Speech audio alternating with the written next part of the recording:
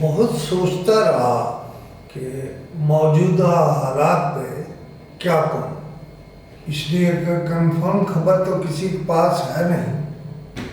پھر حوصلہ کیا کہ جو معلوم ہے یا جو سنا ہے وہ تو کہہ دینا چاہیے۔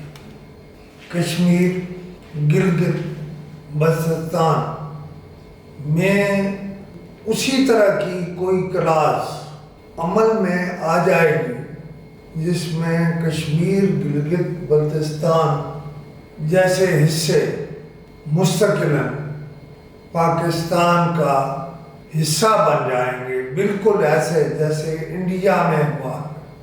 دوسری بات یہ ہے کہ آپ برطانیہ میں جلوس نکالیں یا امریکہ میں، ان فوجیوں کو جن کے خلاف بہت شور و غل ہے انہیں کچھ نہیں ہوگا، انہیں کچھ نہیں ہوگا، خواہ کتنے ہی جلسے کر لیں، جلوس کر لیں۔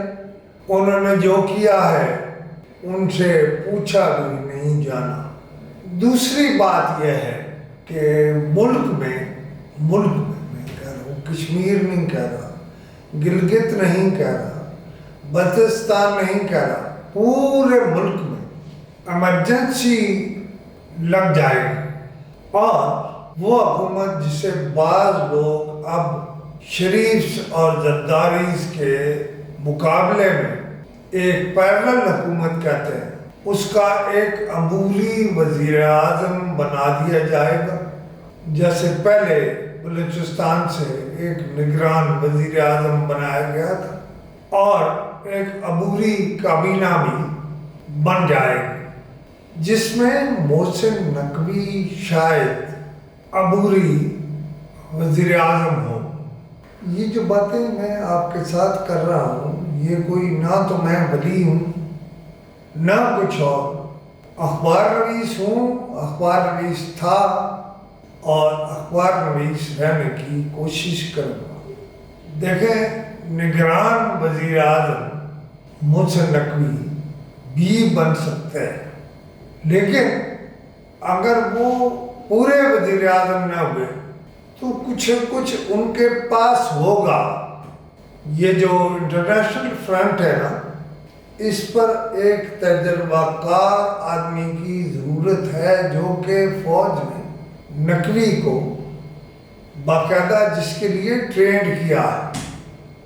اچھا، باتیں بہت ساری ہیں، بہت سی تفصیلات بھی ہیں، لیکن فی الحال امید یہ ہے کہ طاقتور حلقوں نے پاکستان کی موجودہ حکومت میں شامل تمام لوگوں کو بتا دیا ہے کہ اگر انہوں نے 2 مہینے کے اندر اپنے معاملات ٹھیک نہ کیے تو پھر آپ یقیناً سوال ہوگا آپ کا کہ پھر کیا ہوگا۔ میں کچھ چیزیں کہہ رہا ہوں، انہیں بھی سن لیجیے گا، لیکن میرا کوئی دعویٰ نہیں کہ میں بالکل حتمی بات کہہ رہا ہوں۔ چیدہ باتیں میں نے کہہ دی ہیں۔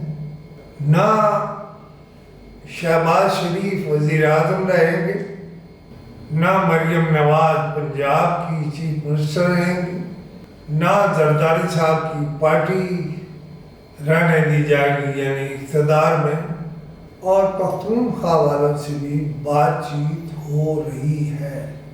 اگر وہ نہیں مانیں گے تو وہ بھی گھر جائیں گے۔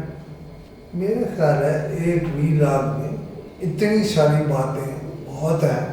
2-4 گھنٹے بعد شاید دوبارہ آپ سے ملاقات۔ خدا حافظ۔